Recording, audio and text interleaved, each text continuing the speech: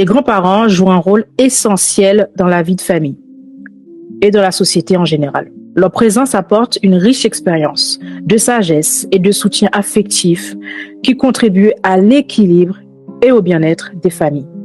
Les grands-parents sont souvent des figures de confiance pour les enfants. Ils offrent un amour inconditionnel, une écoute attentive et des conseils précieux basés sur leur propre expérience de vie. Leur relation intergénérationnelle avec leurs petits-enfants est source d'enrichissement mutuel, favorisant le partage d'histoires, des traditions et des valeurs familiales. Sur le plan sociétal, les grands-parents jouent un rôle de transmission culturelle et historique. Ils sont les gardiens des traditions familiales, des récits du passé et des savoirs anciens. Leur présence dans la vie de famille contribue à préserver l'identité de la continuité intergénérationnelle au sein de la société. Aujourd'hui avec nous, nous allons aborder le rôle des grands-parents au travers nos vécus, nos expériences et nos souvenirs. Donc, salut Paul, comment tu vas? Salut, je vais bien, merci, et toi? Ça va très bien. Comme tu vois aujourd'hui, le sujet, c'est un sujet qui est très intéressant. On va parler de nos grands-parents. Donc, dans un premier temps, je te laisse te présenter. Qui es-tu? Dis-nous tout de toi, Paul. Je suis Paul Mongo, étudiante entrepreneur et auteur. Ok, merci Paul. Donc, moi, c'est Nive-Laure. Je suis salariée et auto-entrepreneur à mes heures perdues. Je suis magnifiquement bien dans ma trentaine et on va parler des grands-parents. J'ai hâte. J'ai vraiment hâte. Donc, Paul, toi, tes grands-parents, est-ce qu'ils sont vivants? Est-ce qu'ils sont morts? Quelle est ta situation? De mon côté paternel, je ne les connais pas.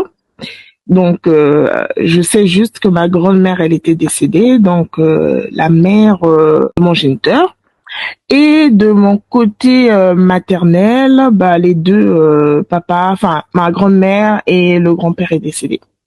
Donc voilà. Wow. Et moi de mon côté, les deux ont décédé du côté de du côté de mon père et du côté de ma mère. Donc ils ont vécu assez longtemps, en moyenne 80 voire 100 ans. Donc je pense qu'ils ont bien vécu. En tout cas, j'espère. Moi, donc je connais plus la famille de ma maman. Ma grand-mère, j'ai grandi une grande partie avec elle, voire je dirais toute ma jeunesse. Et mon grand-père, je l'ai connu que quelques fois parce que il ne vivait pas dans la même ville que ma grand-mère. Mais je pense de mémoire, on s'est peut-être vu 2 fois maximum, donc j'ai pas tellement de souvenirs de lui, mais je sais à quoi il ressemble, etc. J'ai pu entendre des histoires le concernant. Et ma grand-mère, là, par contre, là, c'est toute une passion pour moi. C'était limite comme ma maman. Donc c'est elle qui m'a élevée, en tout cas d'une grande partie, quand j'étais dans mon pays natal. Et elle est morte en 2017, donc c'est récent, février 2017. Mon grand-père aussi, d'ailleurs, mon grand-père aussi est décédé aussi la même date que ma grand-mère, juste les années qui changent, voilà. Wow. Mais, c'est ça. Donc c'est très spirituel, hein. C'est exactement. Même en amour, c'est des rendez-vous, même en amour, même dans la mort. Et pourtant, ils étaient plus ensemble, hein. Et quand on s'est rendu compte, donc c'est plus ces enfants qui se sont rendus compte de la date, et ils se disent, ah tiens, en fait, maman est décédée la même date que papa et tout. On en a rigolé un peu, mais ils étaient plus ensemble. Et pourtant, mais après, bon, ils ont eu beaucoup d'enfants aussi, donc en soi, c'est qu'ils étaient très amoureux pendant le temps où ils étaient ensemble, quoi. Il y avait bon contact, en tout cas, du moins. C'était pas, ils étaient pas en colère ou autre, quoi. C'est juste que je pense qu'à mon avis, à un moment donné, ils ne partageaient plus peut-être cette même vision, peu importe. En tout cas, je sais pas exactement l'histoire, mais au final, tout ce que je sais, que ma grand-mère, elle me parlait en tout cas du bien que de mon grand-père en soi. Lui, ça fait 10 ans qu'il est décédé, si je calcule jusqu'à présent, et ma grand-mère, ça fera 7 ans. Voilà. Waouh. En fait, ça vient à se demander, quand on parle de l'amour éternel, est-ce que l'amour éternel est vraiment, on est dans la relation amoureuse de façon éternelle avec la même personne, ou est-ce que on l'aime jusqu'à notre éternité? Je sais pas si tu vois ce que je veux dire. Je vois, je vois. Oh, enfin, moi, je pense aussi qu'en parallèle, on a souvent le débat où on compare notre façon d'aimer aujourd'hui de nous, les jeunes, et la façon d'aimer de nos grands-parents. Et on a beaucoup, enfin, en particulier les hommes qui disent souvent que de comment faisaient nos mamans avant, pourquoi vous les femmes de maintenant vous supportez pas ceci ou cela. Je pense que ce sont des femmes aussi qui ont beaucoup subi d'une part parce que je crois que si ma grand-mère elle était encore vivante, pas pour dire que mon grand-père est mauvais, mais je pense pas qu'elle aurait accepté ou du moins aimé que mon mari soit mon grand-père. Donc, Wow. je ne pense pas. C'est puissant ce que tu dis, hein. Ouais, en fait, je ne pense pas parce que non seulement c'est plus réellement la même époque, elle dirait, en fait, elle me parlait par exemple des femmes qu'on peut avoir mon grand-père, sur la façon dont il faut se comporter, des trucs comme ça. Mais j'ai senti d'une part en tant que femme, qu'on le veut ou non, peu importe les années, ça fait quand même quelque chose à notre ego. Et moi, sur toutes les histoires que ma grand-mère a pu me raconter, je pense que le rapport avec les femmes qu'avait mon grand-père, c'est ce qui l'a le plus marqué de mon point de vue. Je pense, en tant que femme, qu'on le veut ou non, ça a forgé son caractère, ça fait d'elle ce qu'elle est, par exemple pour se débrouiller en tant que femme au niveau de son indépendance, parce que c'est une grande commerçante, tout ça, mais malgré qu'elle n'avait pas fait des études d'ailleurs, mais elle avait ce besoin de s'en sortir, de démontrer que ne pense pas que c'est parce que j'ai pas fait des études ou autre que je ne vaux rien, quoi. Et tout ça, je crois que quand on a beaucoup d'enfants en soi, donc c'est-à-dire on a des enfants à s'en occuper et autres, bah, à ce niveau-là. Ils sont combien? Elle a combien d'enfants? Alors, Ils ont eu ensemble dans leur relation. dans leur relation, plus de 7. C'est plus de 7. Voilà, plus de 7 enfants, oui. Ouais. Oui, mais effectivement, en tant que femme, comme tu parlais de ce que pensent les hommes de nous versus nos grands-mamans, la majorité, ils ont aucune relation avec leurs grands-parents. Oui. Et ils prennent leurs grands-parents, pour exemple. La majorité ne parle même pas avec leurs parents, leurs mamans, de leur vie, de la vie qu'elles mènent réellement. Je parle vraiment de réellement. Et ils nous comparent. Moi, souvent, ce que je dis à ces hommes-là, s'ils ont des sœurs ou des cousines, je leur dis, est-ce que c'est pas mieux de nous comparer à vos petites sœurs ou vos grandes sœurs ou vos cousines? Exactement. Tu vois, parce que niveau générationnel et tranche d'âge, peut-être qu'ils ont des frères, qu'ils ont des sœurs, qu'ils ont notre âge. Je leur dis, l'exigence que tu as envers ta future épouse, est-ce que tu penses que ta sœur peut répondre à cette exigence-là si un homme lui réclame ces exigences-là? Tu vois, par exemple, il demande des trucs. Ouais, ma grand-mère ou ma mère fait à manger, l'enfant dans le dos, elle va ceci, elle court à droite, elle court à gauche. Moi, je leur dis, est-ce que ta sœur qui a mon âge, que tu vois aujourd'hui, serait capable de le faire? Souvent, la réponse est non. La réponse est non. De un, les problématiques ne sont pas les mêmes. De un. De deux, les pères ne sont pas les mêmes qu'avant. Parce que avant les pères cherchaient vraiment l'argent, il faut être honnête. Maintenant, c'est un peu moins. On va dire la pression a clairement changé de camp. Dans mes souvenirs. Sur ça, je vais revenir là-dessus. Réellement l'argent. Ça, par contre, c'est un côté, malgré le côté négatif de mon grand-père, mais que ses enfants toujours répétaient, hein, parce que ses enfants connaissaient la vie de leur papa, mais ils ont toujours répété que c'était vraiment un papa, quoi. Je pense que ça... Il a joué son rôle de monsieur de la famille. Exactement. Donc, malgré le côté négatif, aujourd'hui, tout le monde a en mémoire tout ce qu'il a pu faire. Il était là, quoi. Enfin, c'était vraiment en fait, ça a son impact également, hein, parce que c'est bien de demander à ce qu'on soit comme nos grands-parents, nos mamans, nos grand-mères, etc. Mais en face, il faut qu'on ait le grand-père, le papa en face. Donc là aussi, ça rentre dans le sujet. Moi, je prends exemple ma grand-mère, je vais prendre pour exemple ma grand-mère paternelle, parce que c'est vraiment la personne avec qui j'ai vraiment échangé en tant que femme, j'ai envie de dire. Même si moi, j'ai grandi avec mes deux grands-parents jusqu'à mes 12 ans. Mes quatre grands-parents, quoi, mon père, mon grand-père, mes grands-pères et mes grands-mères à Haïti avant de venir en France.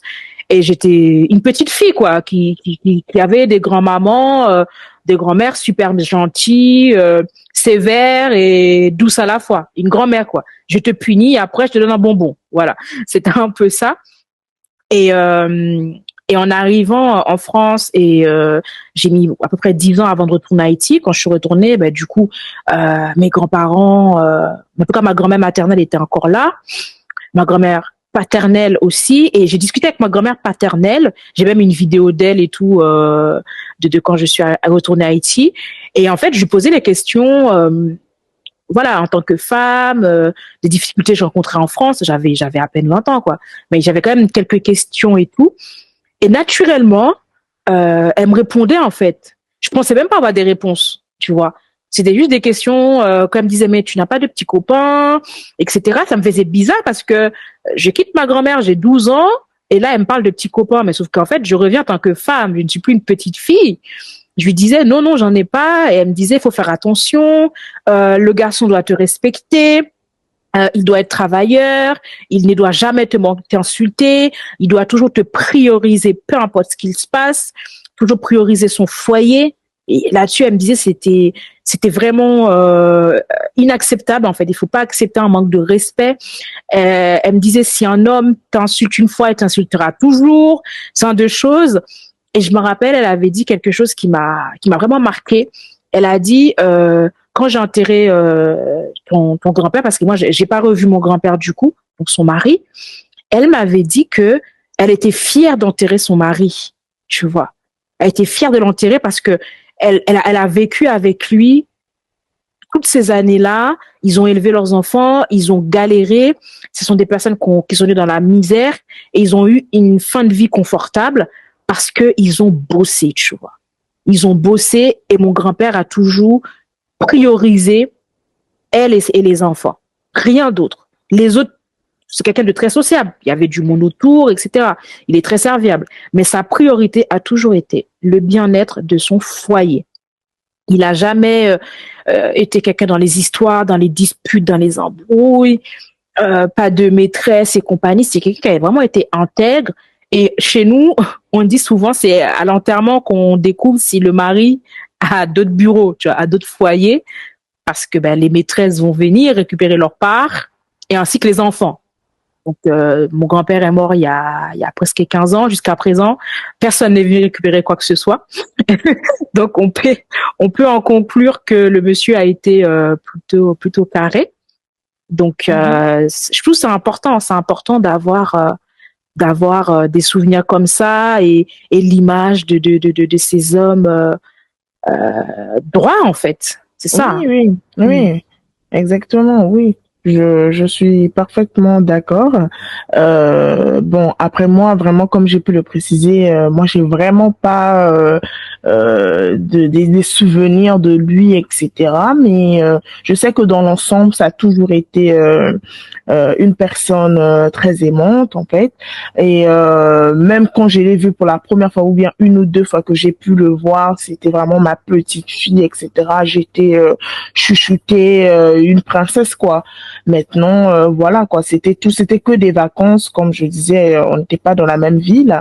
Et puis après, je rentrais chez moi, du coup chez ma grand-mère, dans la ville où elle vivait. Mais en tout cas, ces enfants, du moins, je sens que, et pourtant de nos jours, quand on a un papa, je sais pas moi, qui par exemple n'est pas peut-être tout le temps présent à la maison ou j'en passe, peu importe le défaut du papa, ça marque vite, enfin, ça marque systématiquement les enfants et c'est quelque chose qui reste.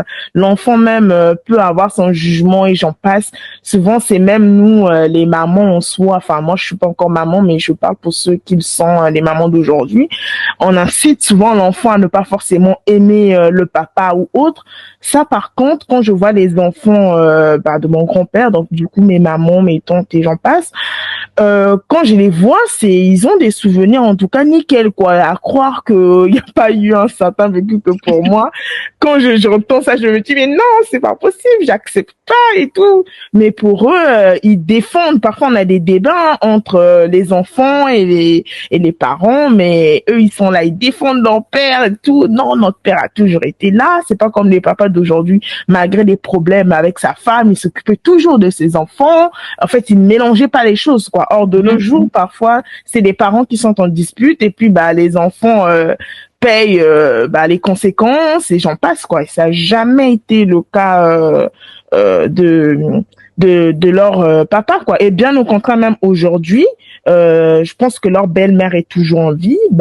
Mes parents, en tout cas les mamans, les tantes et tout, s'occupent toujours de leur belle-mère malgré que leur père est décédé, quoi, et que c'est pas leur maman biologique, quoi. C'est la femme de leur père, quoi. Mais ils ont gardé bon contact et il parle très bien de cette femme et j'en passe, quoi. Moi, je ne la connais pas, mais j'entends juste le nom au niveau de maman et ses sœurs.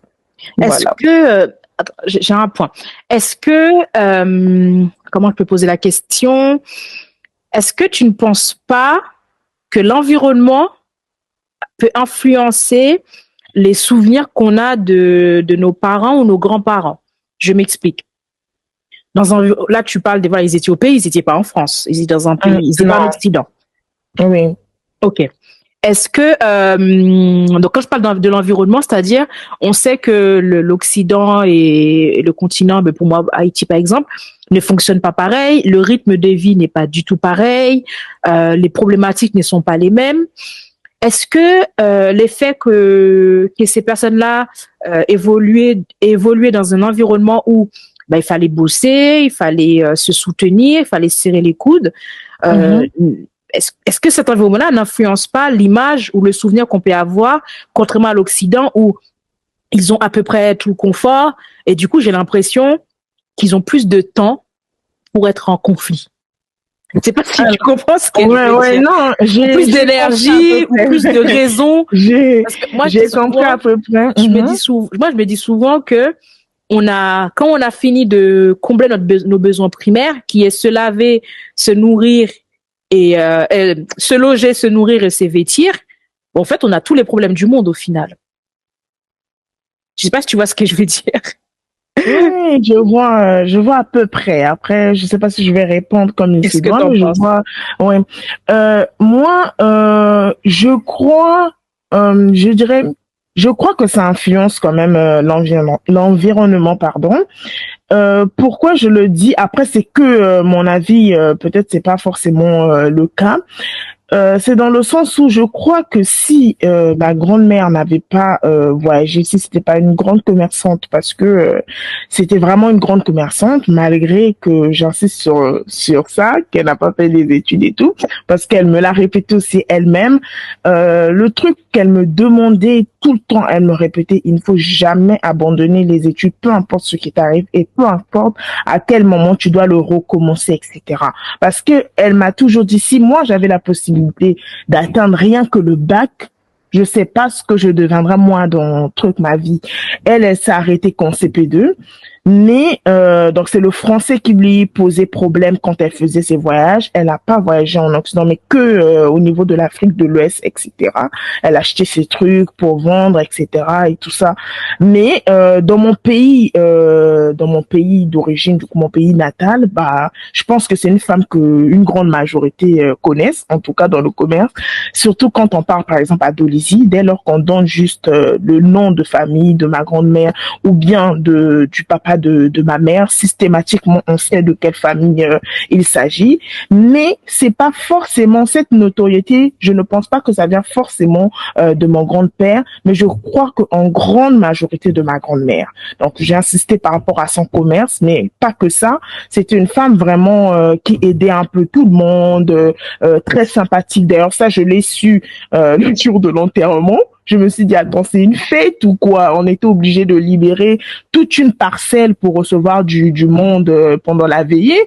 Et j'avais comme l'impression qu'il y a un souci où les gens se sont trompés d'endroit. Mais non, non, non, non. Ce sont des gens qui venaient d'autres villes, qui racontaient, non, moi, elle m'a aidé dans ceci, moi, elle m'a nourri dans tel truc. Dans tout cela, en fait, juste de mémoire, avait ce besoin de venir à la veille, quoi. Donc, à ce niveau-là, on a dû vraiment réacheter les chaises. C'était vraiment très impressionnant. Tu ne saurais pas que c'était une veillée. Maintenant, pour revenir sur le couple, l'environnement, etc., si j'ai voulu souligner ce côté de commerce, etc., je pense que si elle n'avait pas fait ces voyages et l'ensemble, elle n'avait pas rencontré des personnes qu'elle a pu rencontrer sur son chemin ou bien des femmes très indépendantes et j'en passe, je pense pas qu'elle aurait eu le courage réellement, non seulement forcément de supporter son mari en soi, une partie, mais de se décider de se séparer et se dire que je ne mérite pas ça. Je peux être, je peux m'occuper de mes enfants seule, je peux devenir une autre femme.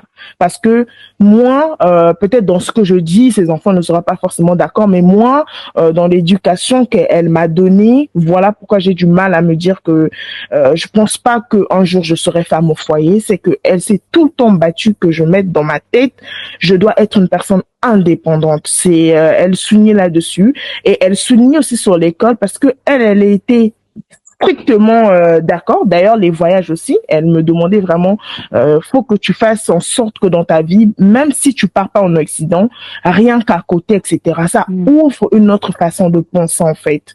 Donc, c'est je pense dans ce sens-là que elle a pu voir les choses différemment parce que je crois que si elle n'avait pas fait tous ces voyages-là, elle allait juste avoir cette idée de la femme qui doit rester là, supporter, voilà, rester à la maison et ne pas voir les possibilités qu'elle pouvait faire en tant que elle-même parce que avant de se marier, on est d'abord soi-même.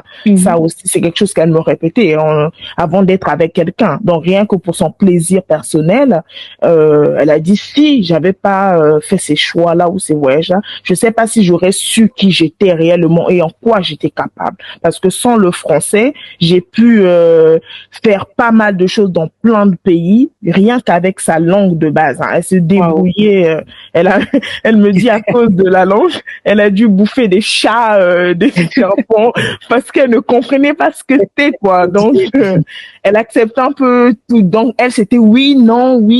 Enfin, elle avait quelques mots de base qu'elle arrivait à mémoriser en français, mais ça s'arrêtait là, quoi. Donc, du coup, ça fait c'est marrant ce que tu dis. Tu vois, par rapport au nom, là, ce que tu dis par rapport au nom de famille, Haïti, j'ai l'impression qu'Haïti, c'est pareil parce que la plupart des grands noms, on dit toujours Madame Intel, genre Madame Paul, Madame Jacques, Madame machin, Madame, tu vois. Et elles portent le nom de leur mari, mais on leur dit, on connaît le nom du mari par la dame. Exactement. C'est fou, ça. Hein. Et ça, c'est quelque chose qui montre que ça, on le trouve vraiment dans les petites zones où le matriarcat est encore présent, tu vois. Oui, parce que je pense. Voilà, on connaît la famille à travers la mère. Parce que c'est la mère qui est commerçante, c'est la mère qui va dans les mariages, c'est la mère qui représente la famille au sein de la communauté. Le père est en retrait, en fait. Toutes les fêtes, etc., c'est la mère qui représente. Donc, on connaît le nom de la famille. Moi, en tout cas, ma famille, on connaît le nom de famille par nos mères, nos grand-mères. Clairement. Pourtant, mon grand-père, c'est un bon cultivateur, c'est un mec très serviable, tout ce qu'on veut. On connaît le nom de notre famille par ma grand-mère. Et aujourd'hui encore, le nom notre nom de famille continue à être connu par ma mère. Tu vois. Ma mère, qui est encore au village, donc qui est mariée à mon père, c'est encore elle qui porte le nom de famille de mon père. Et c'est elle qui fait vivre ce nom de famille, en fait. Exactement. Parce que les frères et sœurs de mon père n'étant plus dans le pays, mon père, il est là, et avec ma mère, c'est des commerçants. Donc, ma mère bouge. Des endroits où mon père n'y va quasiment jamais. Ou quand mon père, il y va, il prend juste la marchandise, il remplit le camion, il s'en va. Mais celle qui va négocier, celle qui connaît tous les chauffeurs du coin, celle qui connaît tous les commerçants, la femme des commerçants, celle qui est dans toutes les petites réunions là pour essayer de s'en sortir, c'est elle. Donc, quand on dit madame, de ma mère, son nom, t'as l'impression qu'elle n'existe pas et que c'est que le nom qui existe, mais sans elle, le nom là n'aurait pas de et c'est quelque chose que notre génération a un peu plus de mal, j'ai l'impression. Nous, on veut exister pour nous-mêmes en tant que personne, ou parce que la société fait que on n'a plus le backup, tu vois. C'est compliqué d'avoir un backup. Et moi, quand je parle avec ma mère, elle est tellement fière de porter le nom de son mari parce que tout comme c'est elle qui valorise le nom du mari, mais demain, s'il y a un problème aussi, elle perd sa popularité par les bêtises de son mari. Exactement. Je sais pas si tu vois comment le truc, c'est vraiment quelque chose à double tranchant, tu vois. Demain, le mari fait quelque chose, on saura que Madame Intel a des problèmes avec Monsieur Intel, tu vois. C'est quand même assez intéressant de cette façon que d'avoir au pays qu'ils ont de jongler, parce qu'ici, clairement, on est juste des numéros de sécurité sociale. Alors, nous, on n'est rien. Exactement. C'est tellement frustrant d'ailleurs. Ici, on n'est rien. Moi, j'arrive au pays, mais j'aime pas dire village. J'arrive en ville. Juste, je donne mon nom. Ok, on sait qui je suis. La personne, elle me regarde. J'ai dit, je suis un tel. Elle sait qui est ma grand-mère, elle sait qui est mon père, elle sait qui est ma mère, elle connaît mes oncles, elle connaît toute ma famille, elle sait où j'habite. Elle va me donner un chauffeur, elle va me dire, si tu veux, mon chauffeur te ramène chez toi. Et moi j'ai eu des cas aussi comme ça. Bon, après moi je porte pas le nom de ma mère parce que c'est plus le nom de ma mère qui a cette notoriété là. Moi j'ai un autre nom, mais dès lors qu'on me demande t'es la fille d'un tel, la nièce d'un tel, mais oui, mais viens, je te prends et tout. Je me dis waouh, rien que le nom, j'ai rien fait. Enfin, t'as l'impression que tout le monde te connaît. Exactement. Du coup, même quand parfois t'es en danger, parce que maman m'a déjà raconté une anecdote qu'elle avait eue où elle s'était disputée, etc. Elle est allée jusqu'à la police, etc. Mais au niveau de la police, il y a une personne qui a reconnu juste son visage. En fait, ça date. C'est vraiment la période où ses parents étaient en vie, etc. Mais au niveau de la police, en fait, il y a un des policiers qui a vu son visage et qui avait l'impression de reconnaître son père à travers elle. Elle a dit, attends, toi, tu n'es pas la fille de Monsieur Untel? Elle a dit, oui, si, oui, c'est mon père. Ah, mais non, mais c'est ce monsieur, il est comme ça, relâchez-la. Elle m'a dit, rien que par le nom là, il craignait en fait au niveau de la police, on est obligé de la relâcher avant que mon grand-père puisse arriver, etc. C'est pas parce que mon grand-père était policier, c'est par toutes les choses qui pouvaient peut-être manifester de bien, je sais pas pourquoi en tout cas, mais deux fois on pense que notoriété égale juste l'argent. Moi je viens pas, la famille de ma mère c'est pas une famille millionnaire, hein, mais je ne saurais comment l'expliquer, mais non, il est tellement respecté, il est tellement, après comme on parlait du commerce de ma grand-mère, et pourtant elle n'avait pas le nom de son mari. Mais tu sais, il suffit juste qu'elle paye à temps son commerçant, elle a une réputation. Voilà. C'est des petites choses de rien du tout. Hein. C'est exactement ça. Il suffit juste qu'elle ait une parole. Moi, pareil, ma famille n'est pas une famille de riches, mais en fait, juste le fait que mon grand-père, par exemple, c'est quelqu'un, il travaille la terre. Si c'est la saison des plantations là, en fait, il va rassembler tout le village pour lui donner à manger, que tu l'aies aidé ou pas.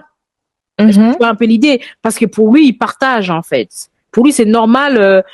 S'il est en train de manger, quelqu'un passe, il va arrêter de manger. Il faut que tu manges. Tu vois, il va retirer dans sa bouche pour te le donner parce que lui, il est là. Il estime que toi, tu as fait du chemin et que tu es plus fatigué que lui. Tu vois, il a des logiques comme ça.